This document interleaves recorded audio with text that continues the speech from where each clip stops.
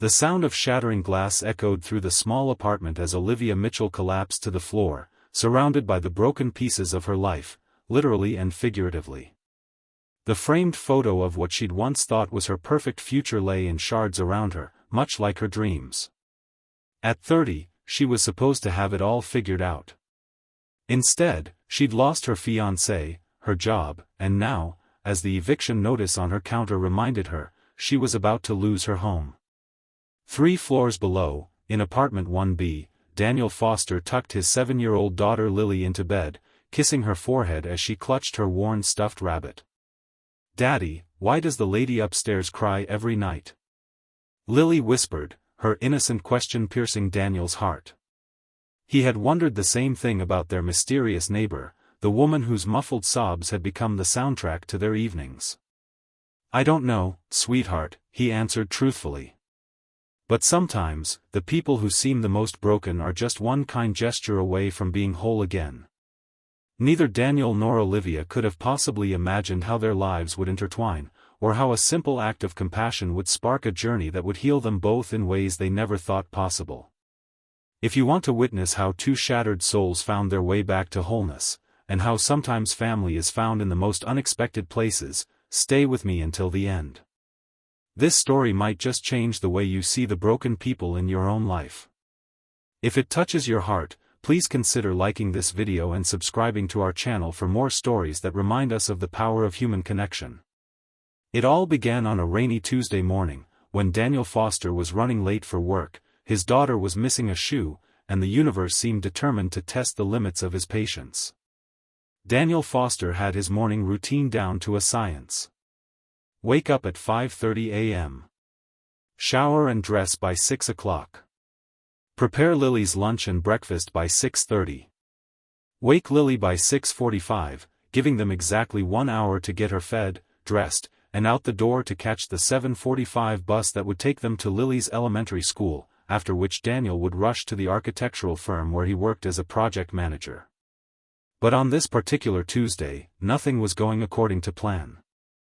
The alarm hadn't gone off, Lily's favorite purple sneaker was nowhere to be found, and the rain was coming down in sheets, promising to soak them both during the 4-block walk to the bus stop. "Daddy, I can't go to school without my purple shoes," Lily insisted, her brown eyes wide with the kind of conviction only a 7-year-old could muster. Her dark curly hair was still unbrushed, sticking out in all directions as she stood in her unicorn pajamas, arms crossed firmly over her chest. Daniel ran a hand through his own short brown hair, fighting the urge to sigh in frustration. At 35, he'd become adept at hiding his stress from his daughter. 3 years of single parenthood had taught him that children absorbed emotions like sponges, and he was determined that Lily would feel secure, even when he felt like he was barely keeping his head above water. "How about your blue sneakers today?" he suggested, forcing cheerfulness into his voice. "They match your raincoat." Lily's lower lip trembled. "But Tuesday is Purple Day. I told Emma I'd wear purple shoes like hers." Daniel glanced at his watch, 7:15 already, and felt his stomach tighten. If they missed the bus, he'd have to drive Lily to school, which would make him late for an important client meeting. His boss had been understanding about his situation as a single father, but even the most patient employer had limits. 10 more minutes of looking, he promised. "Then we really have to go, purple shoes or not."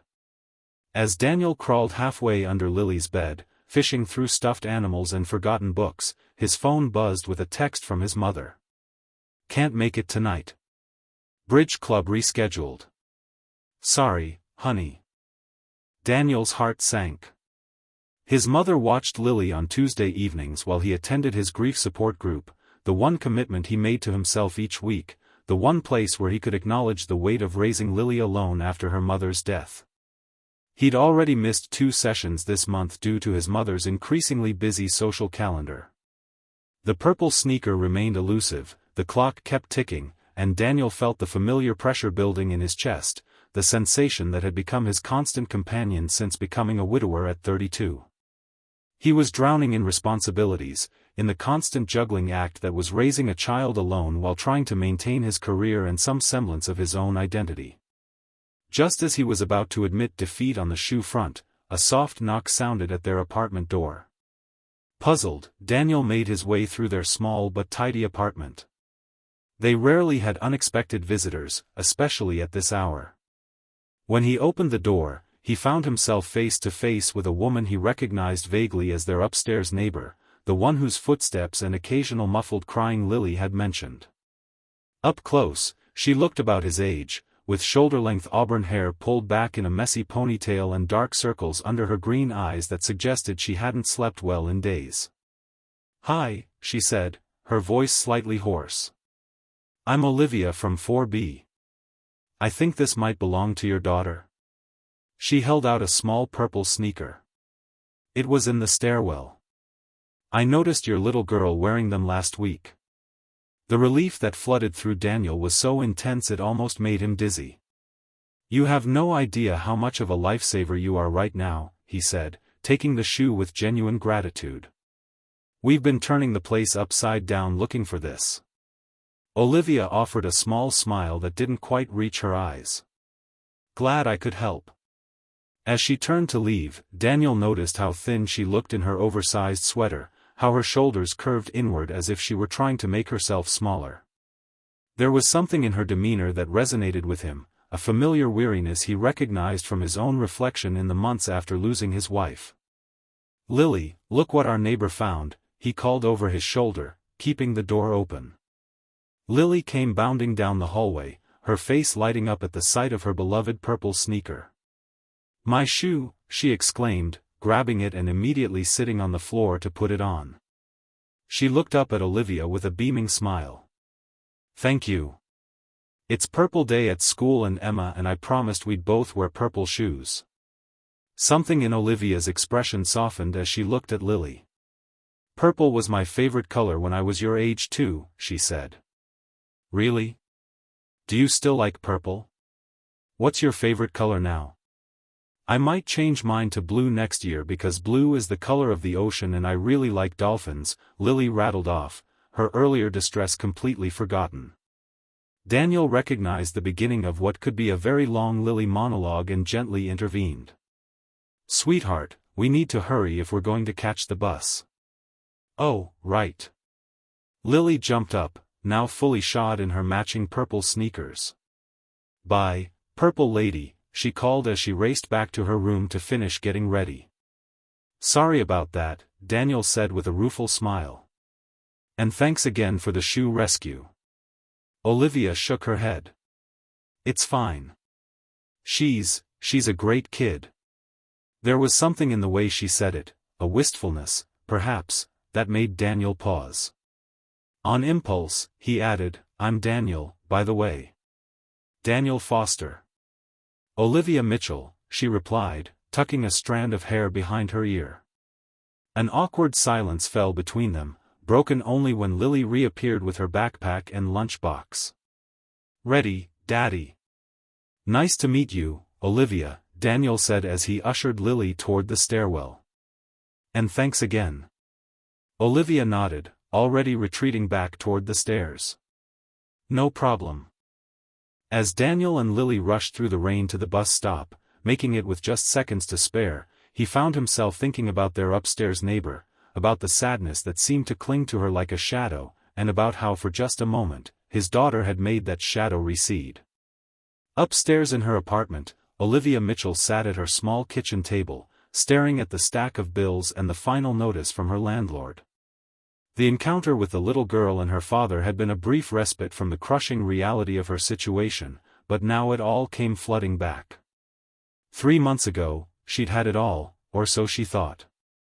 A successful career as an event planner at one of the city's top firms, a handsome fiancé who worked in finance, and a future that seemed bright and certain.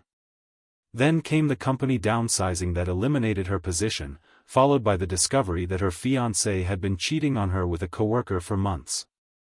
The engagement ring had been returned, her pride shattered, and her carefully planned life had disintegrated in a matter of weeks.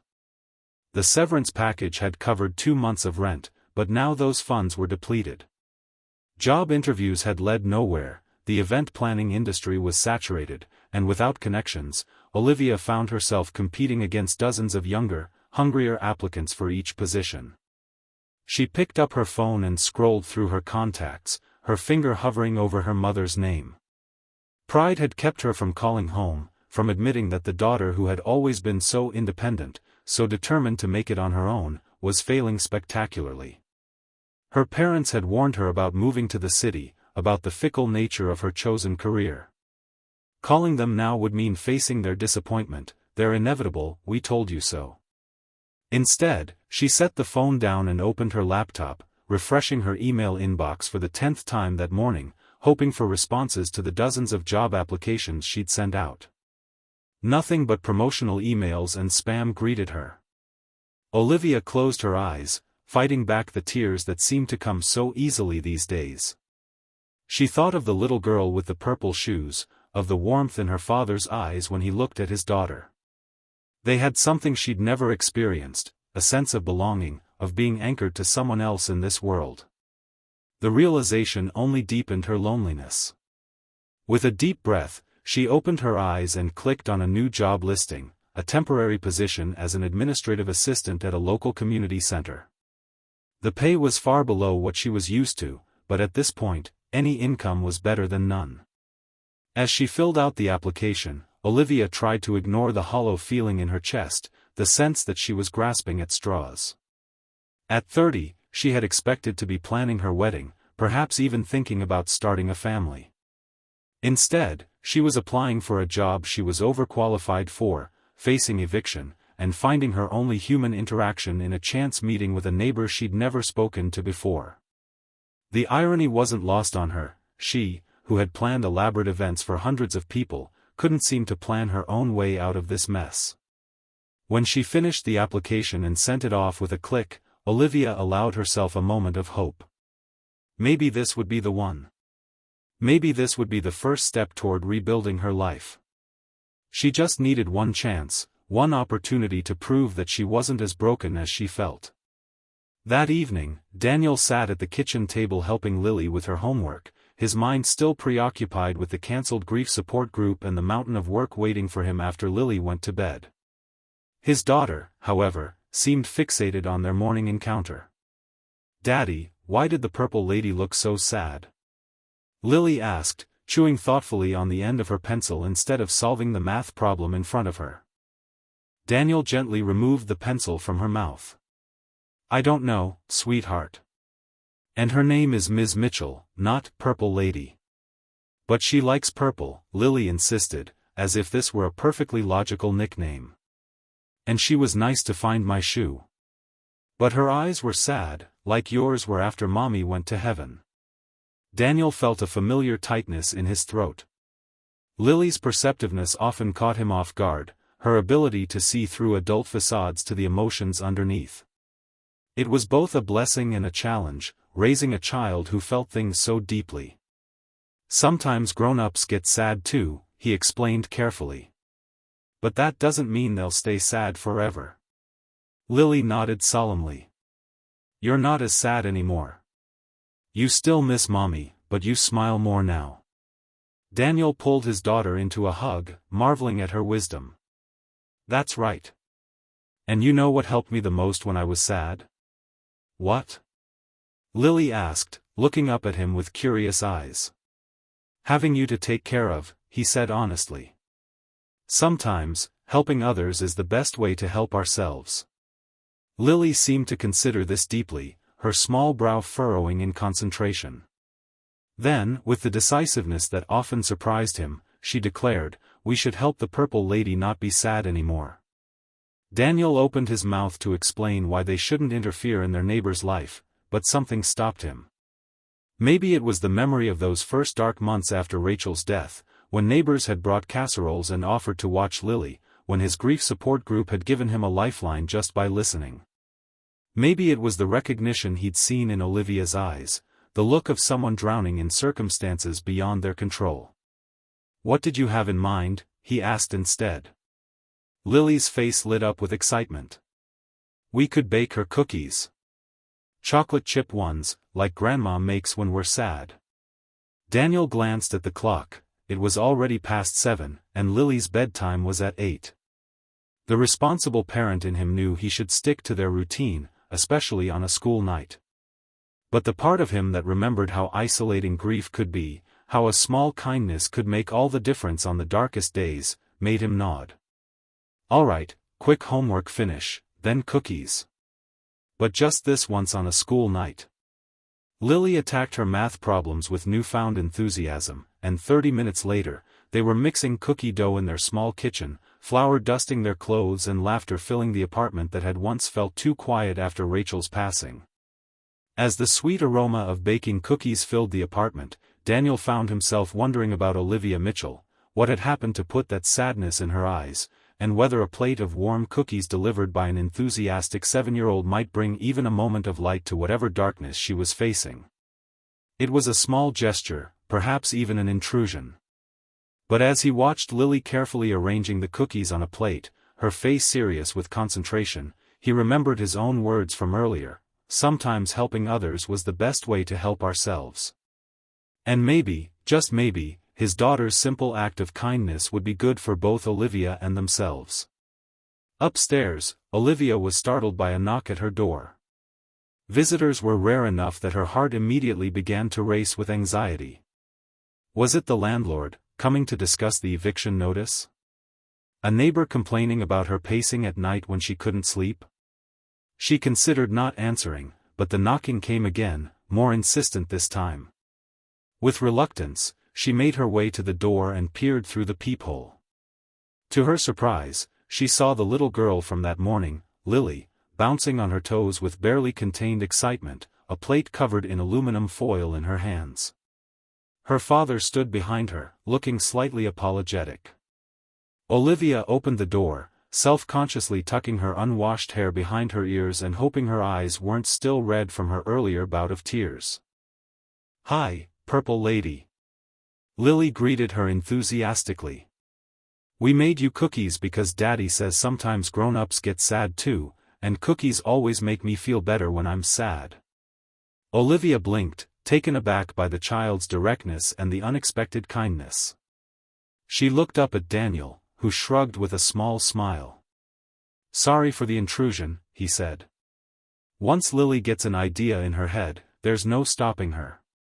"We made chocolate chip because everybody likes chocolate chip," Lily continued, holding out the plate. "They're still warm." The simple gesture, so unexpected, so undeserved, broke something open inside Olivia. She felt tears welling up again, but for once, they weren't tears of despair. That's really kind of you," she managed, taking the plate with hands that trembled slightly. "Thank you." Lily beamed up at her. "Are you crying because you're happy or because you're sad?" "Daddy says sometimes people cry when they're happy too, which is confusing." A surprised laugh escaped Olivia. "A little of both, I think," she admitted. Daniel placed a gentle hand on his daughter's shoulder. "Lily, we should let Ms. Mitchell enjoy her cookies now. It's almost bedtime." "Okay," Lily agreed reluctantly. Then, with the impulsiveness of childhood, she stepped forward and wrapped her arms around Olive.